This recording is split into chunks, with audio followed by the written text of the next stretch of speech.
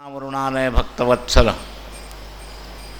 भगवान श्री पांडुरंगाच्या चरणावर मनःपूर्वक साष्टांग अभिवादन करू. आद्याचार्यांपासून अस्मदाचार्यांपर्यंत सकल संत आचार्यांना साष्टांग अभिवादन करून संप्रदायाचे पायापासून कळसापर्यंत असणारे सर्व आधारस्तंभ अशा सर्व संत मंडळींना विशेषत्वानं साष्टांग अभिवादन करू. वारी करता आलेले जे अनेक भागातले भाविक आहेत त्या भाविकांपैकी जे बोध ऐकण्याकरता उपस्थित आहे त्यांच्या सगळ्यांबद्दल सद्भाव प्रगट करून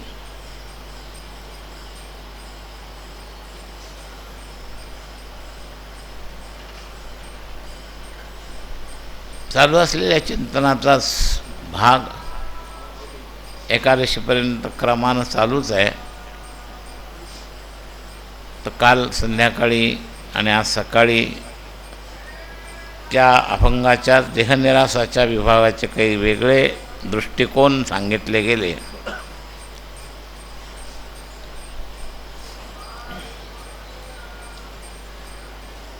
नामदेवरायांचा जो इथलचा अभंग त्याला अनुकूल असणारा देहाच्या निराशेकरता देह जावो अथवा राहो हा जो प्रतिज्ञेचा अभंग आहे त्या प्रतिज्ञेच्या अभंगातलं काल एक नवीन विषय कर्णनिरपेक्षदृष्ट्या तो कसा आहे हा विषय सांगितला. आणि आजच्या सकाळच्या प्रवचनामध्ये उत्कंठावाचक शरणागती अशा मुद्द्यावरून आजचा सकाळचा विषय महत्त्वाचा झालेला आहे. देहनिरासाचे हे सगळे सहाय्यक अंग आहेत. इथं प्राप्त होण्याकरता जे महत्त्वाचे अट तुकोबरायाने घातले, देहाच्या निरासे पावी जे या टाया. तर या देहनिरासा करता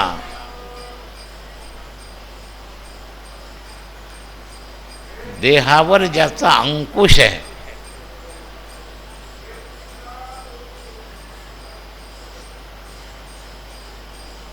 त्याचा निश्चय उपयोगाचा आहे. गीतेमध्ये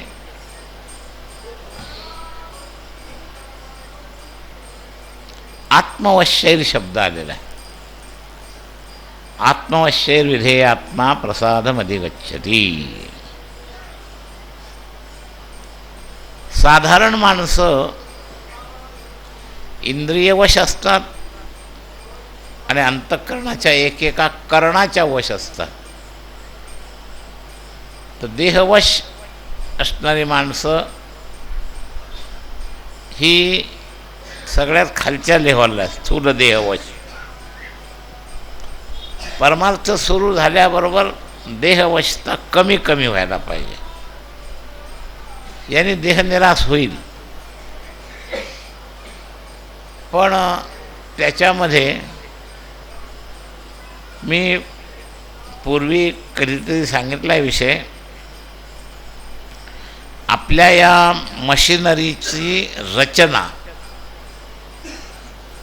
जसं एखादा नवीन मशीन काढलं त्याच्याबरोबर एक पुस्तक येतं, त्या पुस्तकमध्ये त्या मशीनचा डायग्राम दिला जातो. तो डायग्राम देण्याचा हेतू असा असतो की साधारण माणसाला नवीन आपल्या हातात घेतलेल्या मशीनची रचना आपल्याला कळावी. मग त्याचे पुर्जे दाखवलेले असतात, त्याचे बाण दाखवलेले असतात, कोणता पुर्जा कुठं बसवलेला आहे हे त्याच्यामध्ये सांगितलेलं असतं त्या डायग्राममध्ये.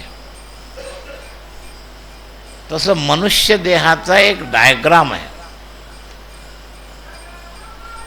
या मनुष्य देहाच्या डायग्राममध्ये बाहेरच्या आवरणाला स्थूल देह म्हणतात, त्याच्या आतल्या आवरणाला सूक्ष्मदेह म्हणतात, त्याच्याही आतलं आवरण आत्म्याभोवती त्याला कारणदेह म्हणतात, आणि त्याच्या आत हा आत्मा असतो, असं जिवंत मनुष्यरूपी मशीनचा डायग्राम आहे. आणि या जिवंत मनुष्यरूपी डायग्राममध्ये वशता माया उलट करते आणि अध्यात्मामध्ये त्याची सुलटी वशता असते. माया स्थूल देहाच्या अधीन सूक्ष्मदेहाला, सूक्ष्मदेहाच्या अधीन कारणदेहाला आणि त्याच्या अधीन आत्म्याला करते. अशी रचना असते. तोपर्यंत जन्ममरण वाटेल ते प्रयत्न करा, सुटू शकत नाही. बिलकुल पक्की गोष्ट. जन्ममरण सुटायची असतील तर या रचनेचं एकमेकाचं अधिष्ठान वश करणं जे आहे ते बदलावं लागेल. आणि त्याच्याकरता गीतेत तो शब्द आला आहे, आत्मवश्यैर विधेयात्मा. स्थूल कर्मेंद्रियवश, ज्ञानेंद्रियवश, मनवश, बुद्धिवश, चित्तवश, अहमवश, हे जे आहे ना, हे सगळे अज्ञानवश आहेत. आणि हे अज्ञान वशता संपते तेव्हा आत्मवशता येते. अज्ञानवशमध्ये धारणा असते, जगत सत्यम ही धारणा असते. आणि अज्ञानवशता संपल्यावर सतहरिभजन किंवा ब्रह्मसत्यम या धारणा तयार होतात. आणि जगत सव सपना. आत्मवशचं वर्णन शंकराच्या तोंडून तुळशीदास रामायणामध्ये येतं. उमा कहो मै अनुभव अपना, सतहरिभजन जगत सब सपना. हे आत्मवशवर्तेच्या सिद्धांताचा विषय शंकरांच्या तोंडी घातलेला आहे. तर जीवन आनंदमय प्रसादमय कधी होईल तर आत्मवश्यैर विधेयात्मा प्रसादमधिगच्छति. तर ही जी आत्मवशता आहे ही धारणात्मक निश्चय पूर्ण करण्याचं सामर्थ्य ठेवणारी आहे. आपल्या अभंगाचे चरण न सोडी सर्वथा नामदेवराय प्रतिज्ञा करतात. तर न सोडीची ताकद अज्ञानवश मध्ये नाही, अज्ञानवशच्या अलीकडच्या सगळ्यामध्ये नाही. म्हणजे कर्मेंद्रियवश, ज्ञानेंद्रियवश, अंतःकरणवश आणि शेवटी अज्ञानवश या सगळ्यामध्ये ही ताकद नाही. ही ताकद फक्त एकाच ठिकाणी आहे, ती आत्मवश्यैर विधेयात्मा.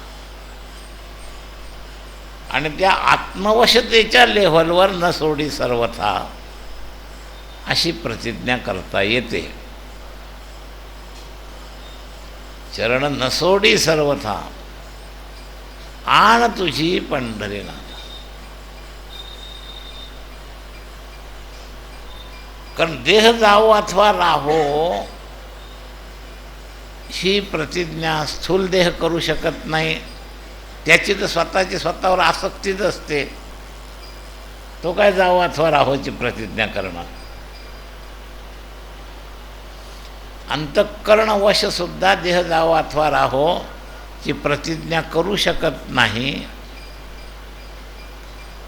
अंतःकरणवश पुरुष थोडी तप करू शकतो, सहन करू शकतो, स्थूल इंद्रियांच्या मागणीवर मात करू शकतो, पण जावो अथवा राहोची प्रतिज्ञा नाही करू शकत. लक्षात घ्या.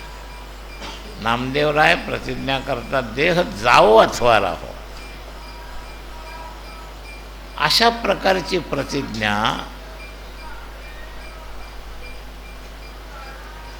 कर्मेंद्रिय वश पुरुष करू शकत नाही, ज्ञानेंद्रिय वश पुरुष करू शकत नाही, अंतःकरण वश पुरुषसुद्धा करू शकत नाही. किंबहुना प्रकृतीला सत्य मानणारा हा अज्ञानवश आहे, तो सुद्धा ही प्रतिज्ञा करू शकत नाही.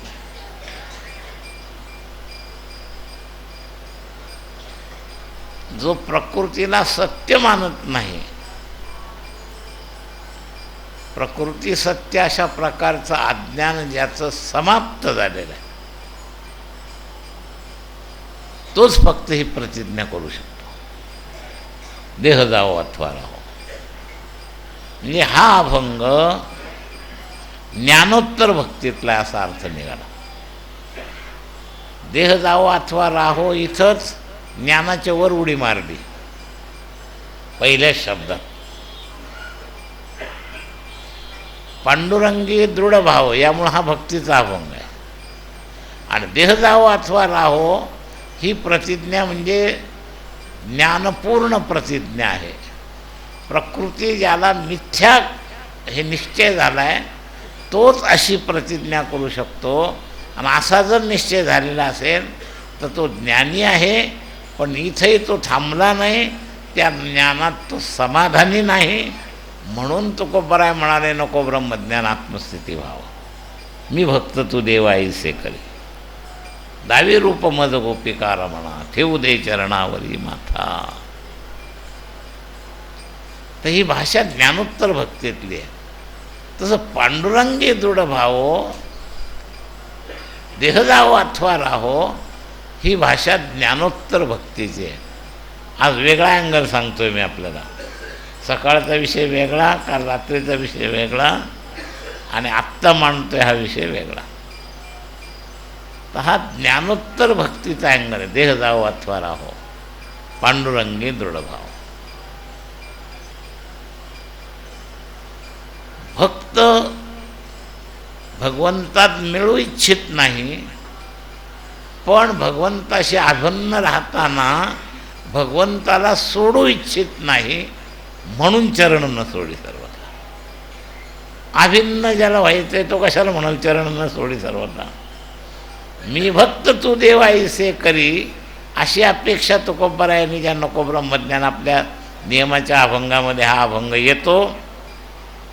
तर अशा तुकोबरायांच्या अभंगामध्ये जी अपेक्षा आहे, मी देव तू भक्त ऐसे करी, अशा लेव्हलवर नामदेवरायांचं हे म्हणणं आहे. चरण न सोडी सर्वथा. आता चरण सोडायचं नाही याचा दुसरा अर्थ आहे चरणात लीन व्हायचं नाही. चरण वेगळंच पाहिजे. सोडणी प्रक्रिया वेगळेपणात आहे का अभिन्नतेत आहे? सोडणे न सोडणे ही प्रक्रिया अभिन्नतेत नाही. मी भक्त तू देव ऐसे करी अभिन्नते काय नाही. म्हणून ही तुकोबरायांची प्रार्थना अशी ज्ञानोत्तर भक्तीतली आहे. तसं नामदेवरायांची ही प्रार्थना ज्ञानोत्तर भक्तीतली. आणि त्याच्यातून ते म्हणतात चरण न सोडी सर्वथा.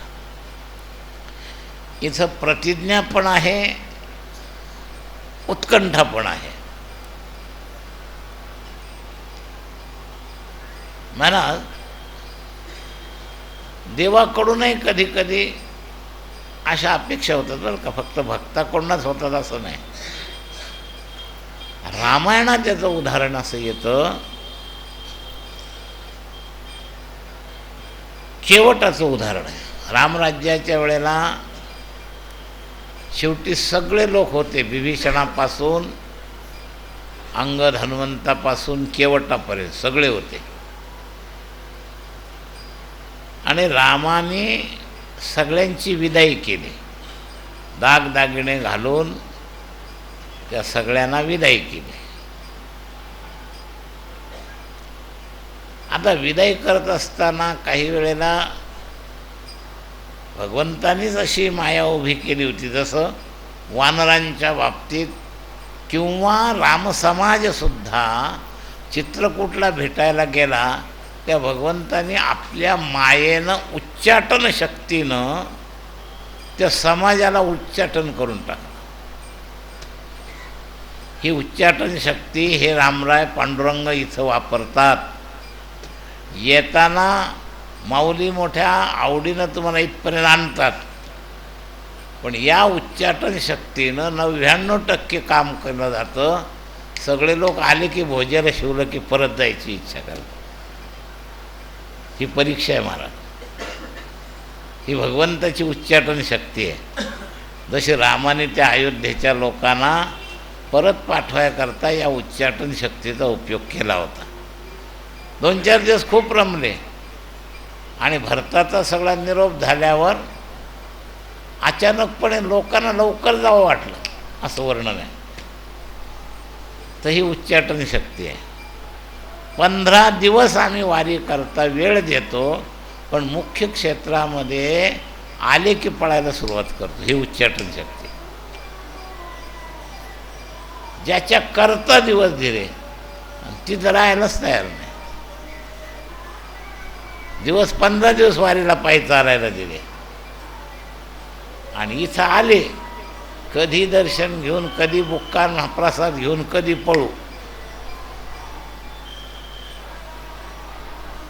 ही देवाची उच्चाटन शक्ती आहे, लक्षात घ्या. आणि याच लेवलवर भगवान म्हणले यततामपि सिद्धानाम कश्चिन्माम वेत्ती तत्वता. तत्वता वेत्तीवाल्यावर फक्त ही उच्चाटन शक्ती चालत नाही.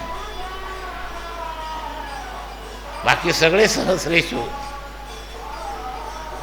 यतती सिद्ध हे करता प्रयत्न करणारे सहस्रेषु जे आहेत हे सगळे उच्चाटन शक्तीत पराभूत होतात. फक्त कश्चिन्माम व्यक्ती तत्वतावाला एखादाच या उच्चाटन शक्तीत सापडत नाही. लक्षात घ्या.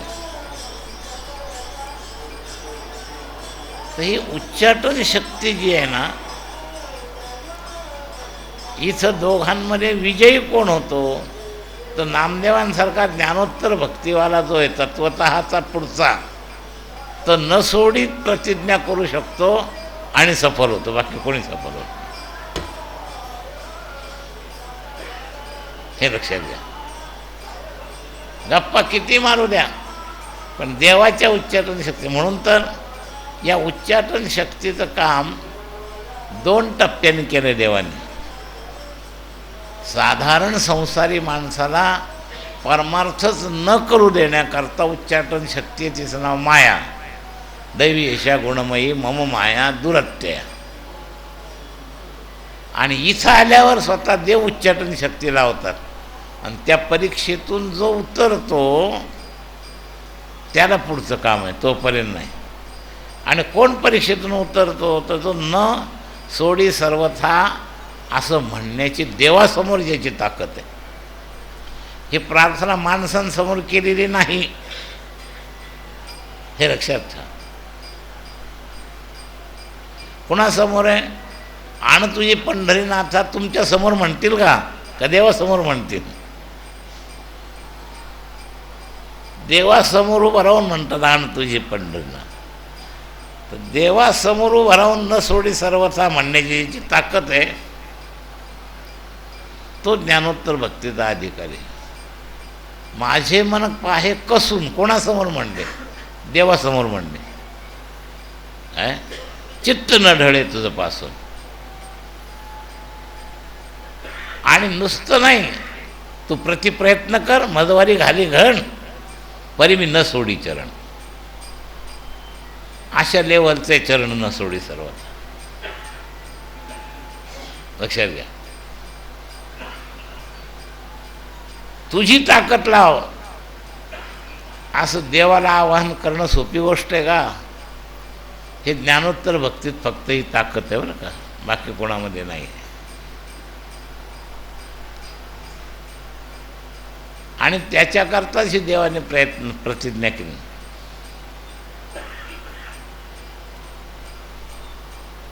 ये भजन्ति तुमां भक्त्या मयी ते तेषु चाप्यहम. हे अशा ज्ञानोत्तर भक्ता करताय बाकी सगळे समूहम सर्वभूतेषु न मे द्वेषोस्ति न प्रिया. तटस्थ हे ध्यान विटेवरी डोळे झाकून उभं आहे. न मे द्वेषोस्ति न प्रिया.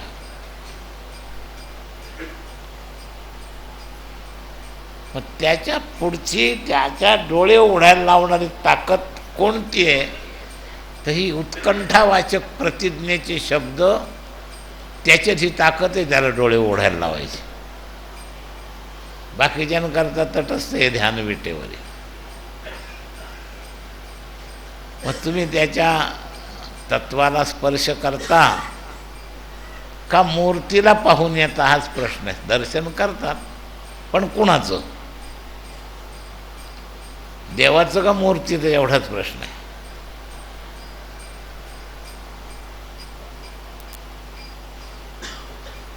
95, 99% लोक मूर्तीचं दर्शन करून येतात, देवाचं दर्शन करून येत नाही. मग देवाची मूर्ती आणि देव अभिन्न नाहीत का? आहेत अभिन्न, पण त्याच्यामध्ये भिन्नता आम्ही निर्माण केली आहे. त्याला मूर्ती मानतो ना, मग तुमच्याकरता मूर्ती.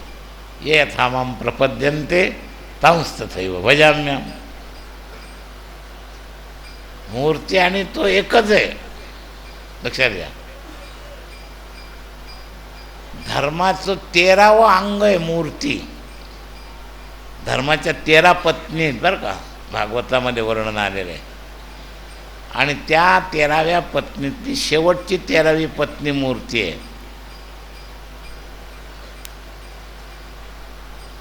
आणि मूर्ती आणि धर्म या दोघांपासून नारायण प्रगट झाला. धर्मवंश येतो भागवतात, त्यामध्ये श्रद्धा, मैत्री, दया, शांती, तुष्टी, पुष्टी, क्रियोन्नती या सगळ्या आधीच्या धर्माच्या पत्नी आलेल्या आहेत. आणि शेवटची मूर्ती धर्मस्य पत्न्या, शेवटचं नाव आहे मूर्ती.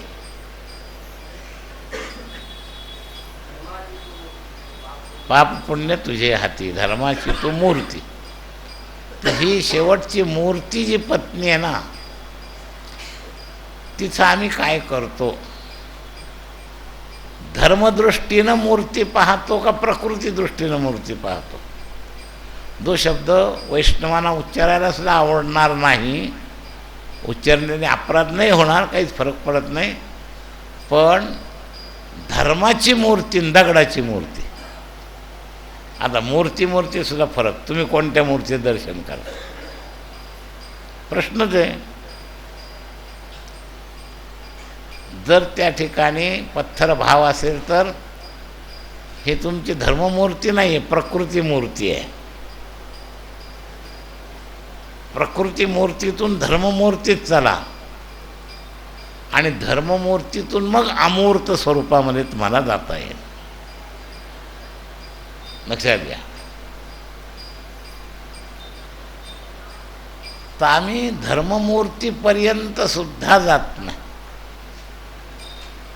स्तुतीत अनुवाद म्हणून उदारा म्हणतो, दैवी म्हणतो, हे सगळं चालतं आमचं.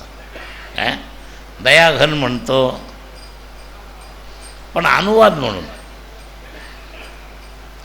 प्रत्यक्ष दर्शन करताना प्रकृती मूर्ती दिसते आम्हाला. तरी संतांनी लिहून ठेवलं ही प्रकृती मूर्ती नाही, त्याचं वर्णन नाही घडविला नाही बैसविला. प्रकृती मूर्तीच्या बाबतीत असं वर्णन केलं जात नाही, नाही घडविला नाही बैसविला. स्थापनात उत्सव केला जातो, कलाकाराची नावं माहिती असतात, कुठून आणली माहिती असतं. हे सगळे प्रकृती मूर्तीशी स्पर्श करणारे सगळे आहेत. तर प्रकृती मूर्तीतून धर्ममूर्तीत अंतःकरण जाणं आणि धर्ममूर्तीतून अमूर्तमध्ये जाणं, लक्षात घ्या. तर हे 3 टप्प्यात देवाचं दर्शन झालं पाहिजे. ज्ञानेश्वर महाराज तुकोबराय यांना तत्वतः दर्शन झालं होतं आणि त्या तत्वतः दर्शन झालेल्यामध्येही प्रार्थना आहे, आणि तत्वतः दर्शन झालेल्या शक्तीबरोबर ही प्रतिज्ञा आहे.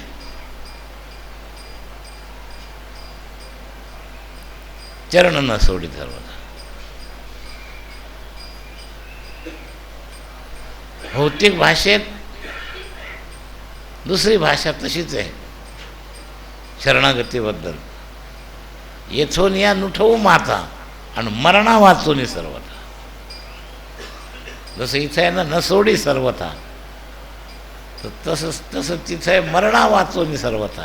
म्हणजे देहदृष्ट्या हे मस्तक तरच मेलं तर सुटेल प्रकृतीस्थ मस्तक.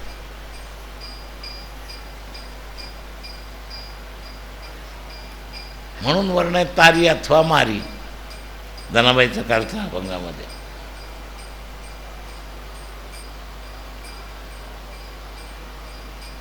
तर हा जो भाग आहे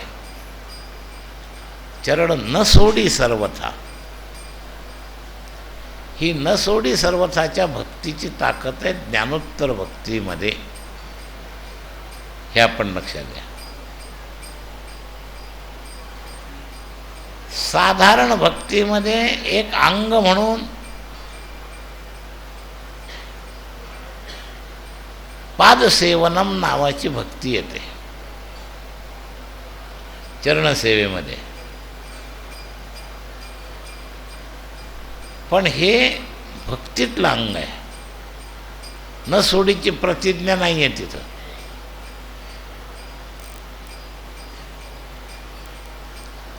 महाराज तिथं अपराध आहेत, योग्यता आहे. एकदा अक्रूर भगवंताची सेवा करत असताना मिरवणुकीमध्ये चवर झुलवायचं काम करत होता, आणि चवर झुलवायचं काम करत असताना आपल्याला एक फार मोठं भाग्य आहे, आपल्याला देवाला प्रत्यक्ष हे हवा घालायचं, चवर झुलवायचं योग येतो. असं मनात आलं आणि त्याच्या डोळ्यातून अश्रू आले, म्हणजे अष्टसात्विक भाव आले. आणि अष्टसात्विक भाव आल्यानंतर त्याच्यामध्ये चवर ढुलवताना अपराध घडला, व्यत्यय आला आणि सेवा अपराध घडला. वास्तविक अष्टसात्विक भाव आले, काही गोष्ट वाईट नाही, पण सेवेमध्ये तो अपराध झाला, कारण चवर ढुलवण्यामध्ये अव्यवस्था झाली, तो सेवा अपराधात सापडला. तर सामान्य भक्तीमध्ये हे घडतं, कारण ती कर्णसापेक्ष भक्ती आहे म्हणून हा अपराध आहे. पण कर्णनिरपेक्ष भक्तीमध्ये या अपराधाला संधीच मिळत नाही. ही न सोडी सर्वथा ही जी प्रतिज्ञा आहे, ही त्या सामान्य भक्तीतल्या अवतार परंपरेतल्या सेव्यसेवक भावातली भक्ती नाही. त्याच्यासुद्धा ही प्रतिज्ञा शक्य नाही, कारण धरून ठेवणारं शरीर थकेल, त्याला 3 अवस्था आहेत, त्याला झोप येईल. मग सर्वथा न सोडीची काय ताकद आहे त्याची? सर्वथा न सोडीची ताकद नाही त्याची. म्हणून ही प्रतिज्ञा केवळ भक्तिपंथातली नाही, तर ज्ञानोत्तर भक्तीतली प्रतिज्ञा आहे. जसं मी काल उत्कंठेचा सकाळी आज मुद्दा सांगितला, काल कर्णनिरपेक्ष भक्तीतला भाग सांगितला, तसं आज मी आपल्याला सांगतोय हे ज्ञानोत्तर भक्तीचा अभंग आहे. चरण न सोडी सर्वथा आण तुझी पंढरीनाथ.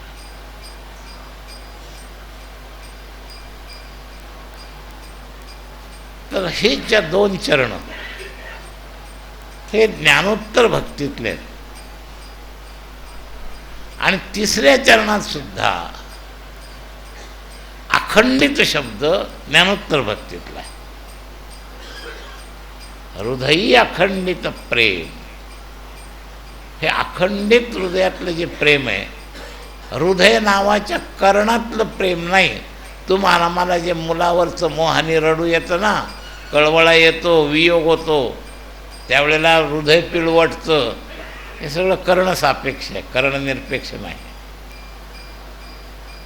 हृदयी अखंडित प्रेम हे कर्णनिरपेक्ष आहे सुद्धा.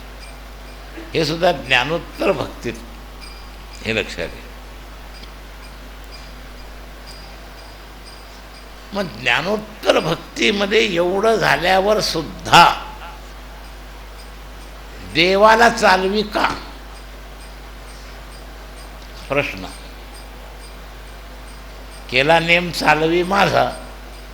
मग ज्ञानोत्तर भक्तीमध्ये जर एवढं स्वाधीनता आली आहे न सोडे म्हणण्याची, तर मग चालवी का?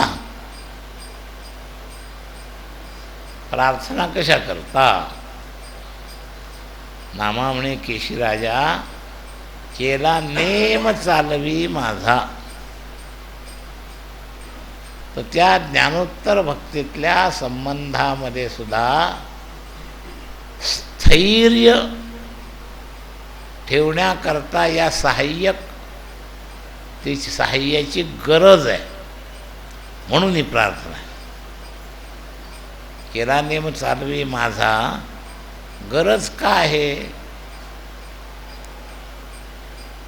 तर तो भक्तीमध्ये जो वेगळेपणा ठेवतो हा नेम आहे, हा अहंकार नाही. आणि तो अहंकारात जाऊ नये म्हणून तुझ्या कृपेची गरज आहे. चालवी माझामध्ये कृपेची आवश्यकता का आहे? हा नेम माझा अहंकारात तू घालवू शकतोस. माया जरी मला प्रतिबंध केले नाही तरी तू हा प्रतिबंध करू शकतोस. फक्त तुझ्या एकट्यात ताकद आहे आणि ती तू करू नये म्हणून प्रार्थना केला नेम चालवी मला. मायेत सुद्धा ताकद नाही तुझ्या. ज्ञानोत्तर भक्तिवाल्यापुढं माया नाही काही करू शकत. सामान्य भक्तीमध्ये माया अनुकूलता प्रतिबंधाचा प्रयत्न करते. सफल किती होते हा प्रश्न वेगळा, पण प्रयत्न करू शकते. पण ज्ञानोत्तर भक्तीमध्ये पोहोचलेल्याच्या बाबतीत ती माया नाही प्रतिबंध करू शकत. पण एक शेवटचा खटका राहतो. एखाद्या बंगल्यातल्या बाहेरचे शिपाई आतल्या खोलीपर्यंत जो गृहस्थ पोहोचला आहे त्याला बाहेरचे शिपाई प्रतिबंध नाही करत. तो प्रतिबंध मिटवूनच तो आतल्या खोलीपर्यंत गेला. पण शेवटच्या खोलीचं दार उघडायचं का न उघडायचं याचं स्वातंत्र्य त्यांनी ठेवलेलं आहे. त्या परमात्म्याने ते स्वातंत्र्य ठेवलेलं आहे. आणि ते स्वातंत्र्य किंवा ती ताकद तुला प्रतिबंधात्मक होऊ नये म्हणून ती ताकद लावण्यापूर्वीच प्रार्थनेनं त्या ताकदीचा पराभव करायचा. प्रार्थना इतकी ताकददार आहे. काय आहे, कधी कधी फार गंमत असते मला. मोक्याच्या जागेवर कसं जिंकायचं हा एक प्रश्न असतो मला, फार अवघड गोष्ट. एक रेल्वेतल्या प्रवासी भरपूर पैसे घेऊन निघाला होता. मोठ्या नोटा होत्या भारी. आणि रिपोर्ट चोरांना लागला होता. चोरांनी ते गिऱ्हाईक त्यांच्या हद्दीतून दुसऱ्याकडं, मला जे गिऱ्हाईक असे पास करतात बरं का, त्याच्या हद्दीपर्यंत तर चोरी साधली नाही तर तिथून पुढं दुसऱ्याला ती पास केली जाते. त्यांच्यातही अशा लिंक आहेत. तर हा पैसे तर घेऊन निघाला आणि पैसे घेऊन निघाल्यानंतर रिपोर्ट मिळाला, त्याच्या मागं तो चोर लागला. त्याच्या हद्दीपर्यंत त्याला जमलं नाही, त्याने दुसऱ्याच्या हद्दीत दिला. तो त्याच्या प्रवासी शेजारी प्रवासी म्हणून आला. रात्रीची वेळ साधेल म्हणून त्यांनी बराच प्रयत्न केला, पण त्याला ते पैसे मिळालेच नाही. शेवटी हरला. आणि तो चोर म्हणला, मी तुमचं गिऱ्हाईक विकत घेतलं होतं दुसऱ्याकडून, मला तुमच्याकडचे पैसे मिळाले नाहीत, आता मी चोरी करण्याचा संकल्प तुमच्या बाबतीतला पराभूत झालो आहे, फक्त तुम्ही पैसे ठेवले कुठं हे सांगा. मी तुमचे पैसे घेणार नाही, पण आमची बुद्धी ढिली झाली, आम्ही पराभूत झालो. तो म्हणला ठीक आहे, आता तुम्हाला माझे पैसे घ्यायचे नाहीत ना, मग सांगतो मी हे माझे पैसे तुझ्याच पुटत ठेवत होतो म्हटलं. आता तो त्याचं सामान पाहायचं, पण ह्याच स्वतःचं काय त्याला पाहतोय. तेव्हा तो पराभूत झाला. तसं देवाच्याच गळ्यात मांडलं, केला नेम चालवी माझा, म्हणजे त्यांनी त्याची माया प्रगट करून किंवा शक्ती लावून याला पराभूत करायचा विषयच मिटला. लक्षात घ्या, हा विषयच मिटवून टाकला. नामा म्हणे केशी राजा. जास्तीत जास्त काय होणार होतं, तो सर्वात शेवटच्या टोकाचा विषय भगवंताची जबरदस्त अचिंत्य शक्ती, त्यांनी वाटेल त्याचा पराभव झालेला आहे. पूर्वीच्या अनेक उदाहरणं आहेत. तर भक्त त्याच्यापेक्षा हुशार निघाले, त्याच्या हातून आपण पराभूत होता कामा नये म्हणून त्याच्याच गळ्यात घोंगडं टाकून दिलं. प्रतिज्ञा मी केली आहे, पण चालवायची जबाबदारी तुझ्यावर टाकली. आता नाही चालवलं तर अपमान कोणाचा, याचा का त्याचा? तर अपमान देवाचा होईल नाही चालवला तर. म्हणजे देवाची शेवटची भक्ताची पराभूत शक्तीची जी परीक्षा आहे, ती परीक्षाच फेल करून टाकली देवाची या प्रार्थनेनं. नामा म्हणे की राजा आणि केला नेम चालवी माझा. हे तुम्हाला जमेल असं नाही, सगळ्या युक्ती सगळ्याला जमतील असं नाही. हे चोराचा दृष्टांत दिला, पण सगळ्याला जमेल असं नाही आहे, हे लक्षात घ्या. का जमणार नाही, तर न सोडीचा जोर महत्त्वाचा आहे. तो आतला जोर ज्ञानोत्तर भक्तीच्या लेव्हलचा असेल तरच त्याला हे जमणार आहे, देवाच्या गळ्यात घोंगडं टाकायला. नाही तर देवाच्या गळ्यात घोंगडं टाकता येणार नाही.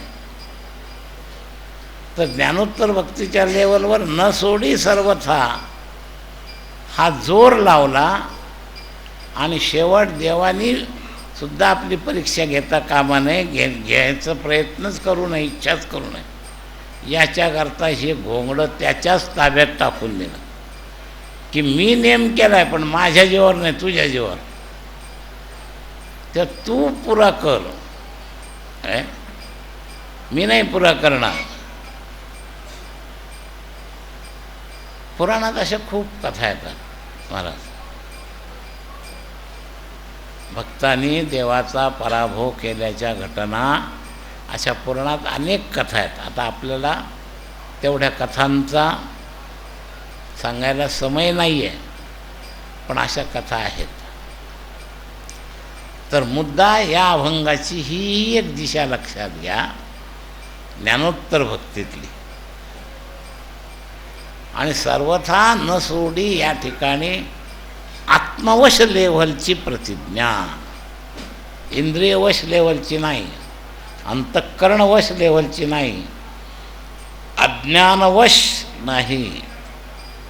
लक्षात घ्या. जर देहबुद्धीच्या लेव्हलवर बोलले असते तर देवाने पराभूत करून दाखवलं असतं, पण देहबुद्धीच्या लेव्हलवर नव्हतं, आत्मबुद्धीच्या लेवलवर हा नसोडी शब्द होता. त्यामुळे त्याचा जो नसोडीचा जोर आहे, आपण फक्त अनुवाद करतो, ताकद नाही लावत, जोर नाही. जोर लावायला तेवढा परमार्थ परिपक्व व्हायला पाहिजे ज्ञानोत्तर भक्ती इतका. म्हणजे पहिल्या परीक्षेत पास पाहिजे, न जावो अथवा राहो. देहबुद्धी नसेल तर आपण म्हणू शकतो देह जावो अथवा राहो, नाही देहबुद्धी जिवंत असल्यावर देव जावो अथवा राहो म्हणणारच नाही. काही झालं तरी आपली कातडी बचाव. काही होऊ द्या. अरे 2 वर्षा 3 वर्षापूर्वी फक्त बातमीच आली पुराची. पूर कुठं आला नव्हता, इथं सगळं मोकळं होतं. पण 3/4 यात्रेकरू वाखरीहून परतले, अशी घटना घडलेली आहे. वर्ष 3 असो 4 असो त्याला आकडा सोडून द्या, पण हे घडलेलं आहे आपल्या लोकांना माहिती आहे. या जवळच्या काळात आळंदीला एकदा मलेरियाच्या साथीची पेपरनी अफवा फोडली तर 3 लाख भरणारी यात्रा 25,000वर आली होती.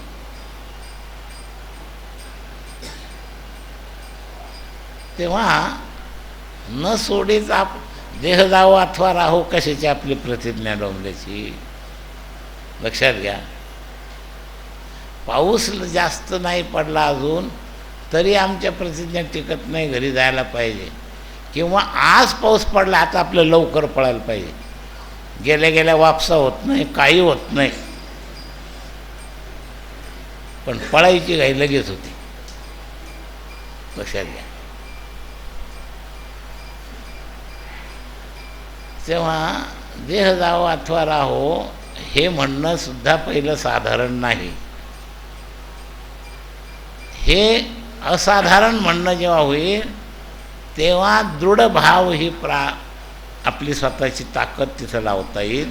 आणि दृढ भाव ही ताकद लावली तर नसोडी प्रतिज्ञा करण्याची ताकद होईल. अशी एकात एक शब्द आहेत ते. देह जावो अथवा राहो, पांडुरंगी दृढ भाव, चरण नसोडी सर्वथा.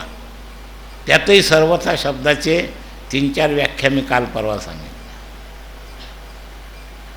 आणि नुसतं सर्वथा न सोडी नाही, त्याच्या समोर आणि त्याची शपथ घेऊन आण तुझी पंढरीवन. एकापेक्षा एक वर पायऱ्या आहेत बघा. देह जावो अथवा राहो म्हणणं, त्याच्यापेक्षा वर पांडुरंगी दृढ भाव म्हणणं, त्याच्यानंतर त्याच्यावर न सोडी म्हणण्याची प्रतिज्ञा करणं, आणि त्याच्या पुढचा भाव पांडुरंगासमोर त्याची शपथ घेऊन म्हणणं. एवढे टप्पे 2 चरणात आले. चरण न सोडी सर्वथा आण तुझी पंढरी. आणि याची ताकद सांगितली, हृदय अखंडित प्रेम. कशाच्या जोरावर बोलतोय?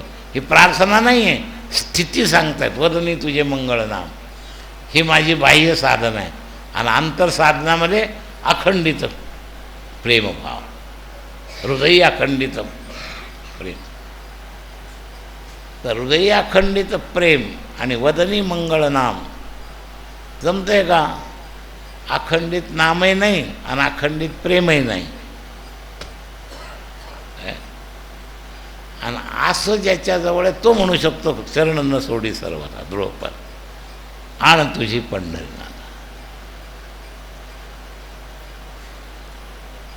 आणि असाच म्हणू शकतो तुझ्यावर माझी बाजू मी पुरी केली, आता तू कर. म्हणून केला नेम चालवी माझा. माझ्यातला एकही हातचा तू शब्द ठेवायला माझ्याकडून राहिला नाही. आण वाहिली, अखंडित प्रेम असल्याचं सांगितलं, हे सगळं माझ्या बाजूचं एवढं मी सगळं केलं. आता उरले ते तुझी जबाबदारी. म्हणून केला नेम चालवी माझा. नामा म्हणे केशी राजा, केला नेम चालवी माझा, चरण न सोडी सर्वथा. आणि असा ज्याचा हे आहे ना, तो खऱ्या अर्थाचा देहनिरासी झाला. आणि असा देहनिरासी इथं परमात्म्याला प्राप्त होतो. 2 अभंगाचा संबंध आहे. देहाच्या निरासे पाविजे या ठाया, माझी ऐसी काया जवळ. या 2 पद्धतीनं आपण याचं चिंतन केलं तर या ठाया पाविजे. अजून आपण क्षेत्रातच प्रवेश केला, या ठायात प्रवेश करायचा आहे. एकादशीच्या दिवशी त्यांनी बोलवलं आहे. आणि या ठाया प्रवेश करणं म्हणजे सन्मुख होऊन त्याने तुम्हाला आलिंगन दिलं की मग या ठायामध्ये एकादशी या प्रेमा करताय. आता आपण आपली कशी तयारी करायची आपली आपण ठरवा. पुंडलिक वरदा हरिविठ्ठल, श्री ज्ञानदेव तुकाराम ज्ञानेश्वर महाराज की जय, जगद्गुरु तुकाराम महाराज की जय, नाम भगवान की जय।